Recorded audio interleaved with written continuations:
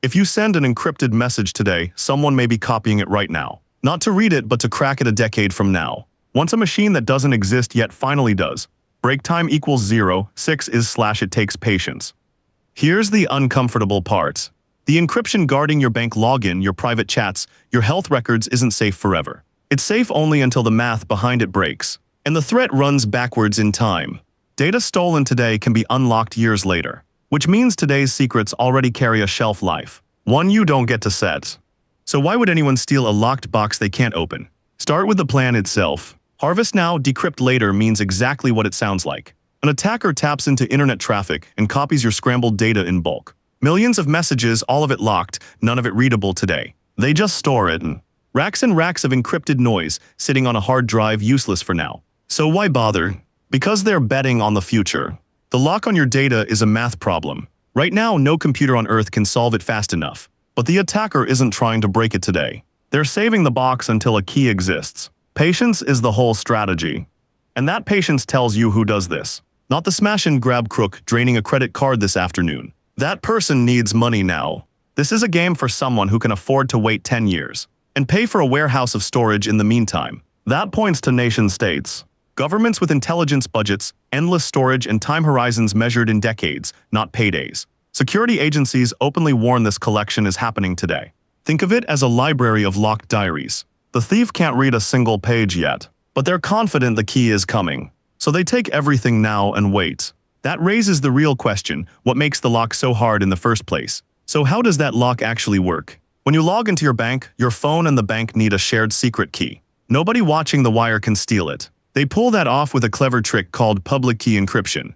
You scramble with one key that everyone can see, and only a matching private key can unscramble it. Here's the part that matters. The scramble leans on a math problem that's easy to do one way and brutal to reverse. Take two enormous prime numbers and multiply them. A computer does that instantly. Now hand a computer only the giant answer and ask which two primes made it. That's called factoring, and it's the wall protecting the popular RSA system. A cousin system, elliptic-curve, hides its secret in a different hard puzzle. Both bet on the same idea. And notice what the security really rests on. It isn't that reversing the math is impossible. It's that it takes too long. Point every ordinary computer we have at cracking one strong key by brute force, and you'd wait billions of years. Longer than the universe has existed. The lock holds not because it can't be picked, but because picking it burns more time than anyone has. Which means the entire system is safe only as long as that stays true. So what happens if a completely different kind of computer changes how long it takes? That different kind of computer is the quantum computer.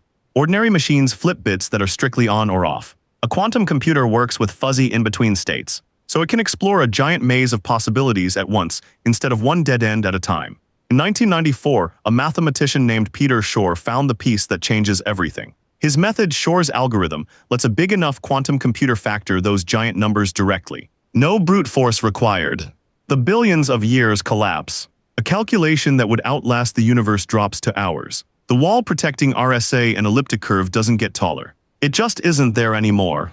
But here's the catch, and it's a big one. The quantum computers that exist today are nowhere near strong enough to run Shor's method on real bank-grade keys. They're small, twitchy, and error-prone. The machine that breaks your encryption is a future one.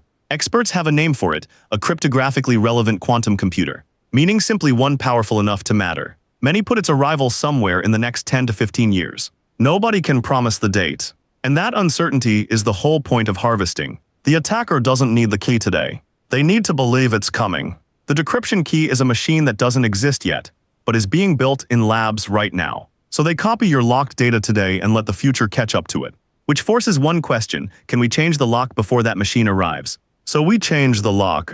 If the danger is a math problem quantum computers can solve, the fix is to switch to math problems they can't. That's the whole idea behind post-quantum encryption, sometimes called quantum safe. Same padlocks on messages job, but built on puzzles that survive the new machine. The leading puzzle comes from something called lattices. Imagine a vast grid of points in hundreds of dimensions. Finding the one hidden point closest to a target is punishing even for a quantum computer. No known quantum shortcut cuts through it. That's the new wall.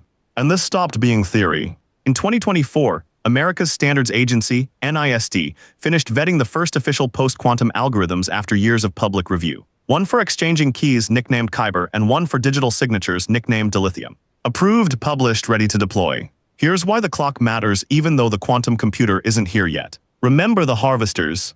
Anything you lock up today has to survive a machine that switches on years from now. Waiting for that machine to arrive before upgrading is already too late. By then your last decade of traffic is sitting in someone's warehouse, waiting to pop open. So the standard can't be safe today. It has to be safe in 10 years. That reframes the urgency completely. And it explains a quiet change already happening in your pocket. Where's the first place this new lock is going? The answer is your phone. The messaging apps you already use are quietly rebuilding their locks. Signal moved first. In 2023, it rolled out a post-quantum key exchange it calls PQXDH. A year later, in 2024, Apple upgraded iMessage to a system it calls PQ3. Both did the same thing under the hood. Swap the old key exchange for one a quantum computer can't unravel. Here's the clever part, and it's why they didn't just rip out the old system. These new setups are hybrid. Every message is locked with the classic elliptic-curve key and the new post-quantum key together, stacked. To read it, you'd have to break both. If a flaw turns up in the young post-quantum math, the old proven lock still holds. If the quantum computer smashes the old lock, the new one still holds. Two independent walls, so a crack in either one doesn't let anyone in. And that is precisely what defeats harvest now, decrypt later. Picture the attacker's warehouse again. A message your phone sends today gets copied and filed away as usual. But now it's sealed with a key that the future quantum computer still can't open. The copy is worthless the moment it's made. The harvest still happens. The decrypt later never comes. So what does all of this actually mean for the box on the wire? Here's where the whole thing clicks together. The one copy an attacker steals today only ever pays off if they can eventually read it. That single condition is the load-bearing wall of the entire strategy. Quantum-safe encryption knocks it down. Take away the future key, and the warehouse full of harvested data becomes a warehouse full of noise. Expensive to store, impossible to open. So what does this mean for you concretely? Keep your apps updated, because the upgrade rides in through a normal update you'll never see. Lean toward messengers that already use post-quantum encryption, and shift the standard in your head. Safe right now was never the bar. Still safe in 10 years is. The migration is already underway, and it's meant to be invisible. No pop-up, no fanfare. The platforms that quietly switched their math before the machine arrived are the ones whose users were protected the whole time. The ones that wait are handing over a decade of secrets in advance. So there's the whole arc. Copy the locked box today, wait for a quantum computer to hand you the key tomorrow, and beat the entire plan by switching the math now before that machine ever boots up. One copy, 10 years, no payoff. If this rewired how you think about that little lock icon, subscribe. Next, we open up how a quantum computer physically does the impossible.